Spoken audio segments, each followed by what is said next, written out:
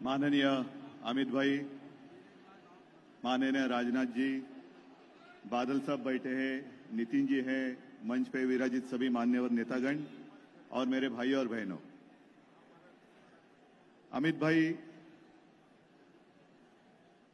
बहुत लोगों को आश्चर्य हुआ होगा कि मैं यहां कैसे पहुंचा। कुछ लोगों को आनंद हुआ है और लेकिन कुछ लोग क्या करें, आदत है, आदत से मजबूर है, पेट में दर्द होने लगा। जिनके पेट में दर्द होने लगा है उनका इलाज मेरे पास है, अमित भाई के पास है और सबसे ज्यादा आपके पास है।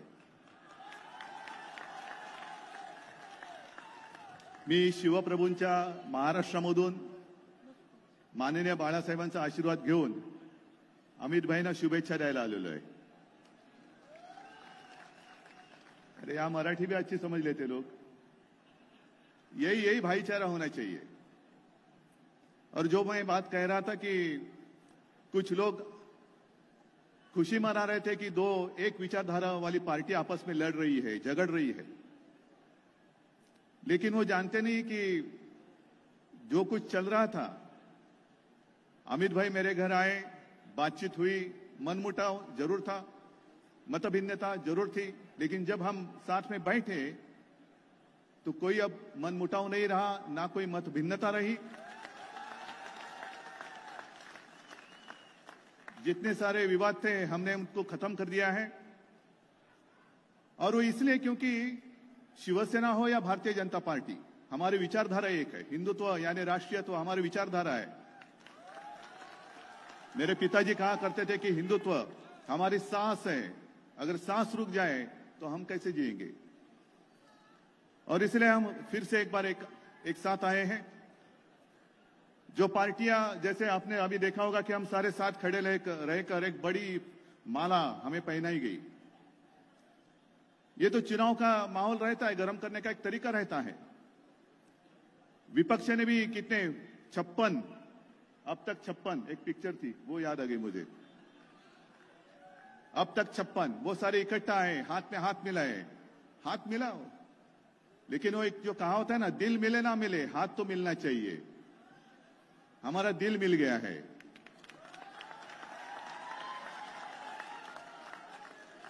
और हमने यही सोचा कि पिछले 5 साल में जो कुछ हुआ हो गया, लेकिन उसके पहले 25 साल 30 साल जो हो रहा था, हम दोनों, हमारे पास क्या था। पूरे अगर देश की राजनीति का हम विचार करेंगे उस वक्त का, तो हम दोनों पार्टियां, हम दोनों के अलावा एक दूसरे के साथ कोई आने के लिए तैयार नहीं था। एक बादल साहब थे, जरूर थे, लेकिन मान लो कि दोनों हम राजनीति में अछूत थे, सामने कुछ नहीं था, लेकिन एक भगवा हाथ में लेकर हम चल पड़े थे।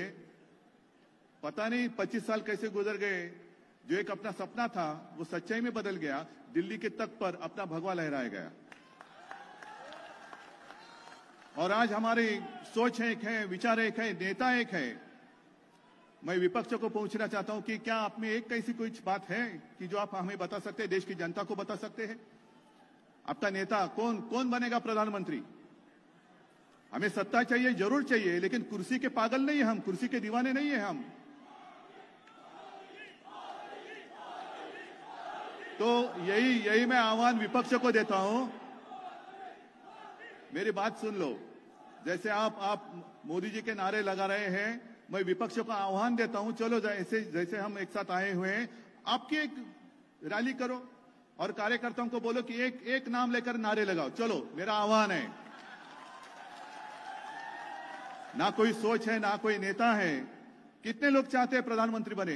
ये चाहता है कि हम इकट्ठा आए, क्योंकि अगर हमारा बहुमत आता है तो मैं प्रधानमंत्री बनूंगा। वो चाहता है नहीं, मैं बनूंगा। अरे पहले ही टांग खींचना शुरू कर दिए आपने, तो आगे कैसे। जब आपस में टांग खींचना शुरू होता है तो वही टांगों से, वही कदमों से आगे कैसे बढ़ सकते हैं आप। और इसलिए मैं कहता हूं, अमित भाई, मैं यहां आया हूं, मैं आपको पता है और आप सभी लोगों को पता है, जो मेरे पिताजी ने हमें सिखाया है, हमारे ऊपर जो संस्कार है, जो करना है दिल खोलकर करो, दिल खोलकर करो। हमने जो मुद्दे उठाए थे, जनता के थे। संघर्ष में नहीं कहता, मतभिन्नता थी, लेकिन उसको तो मैंने पहले ही कह दिया कि हमने मिटा दिया है। लेकिन हमने पीछे से कभी छुरा नहीं भोंका, ना ही भोंके। ये हमारे कोई संस्कार नहीं है, हमारे नहीं है।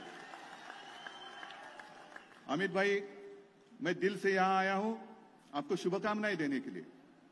और विजय जी, आपने सही कहा, अमित भाई को हम तो चले जाएंगे हमारे राज्य में, लेकिन अमित भाई तो पूरा देश घूमेंगे। यहाँ की जीत, उसकी जिम्मेदारी आप सब लोगों के ऊपर है ना?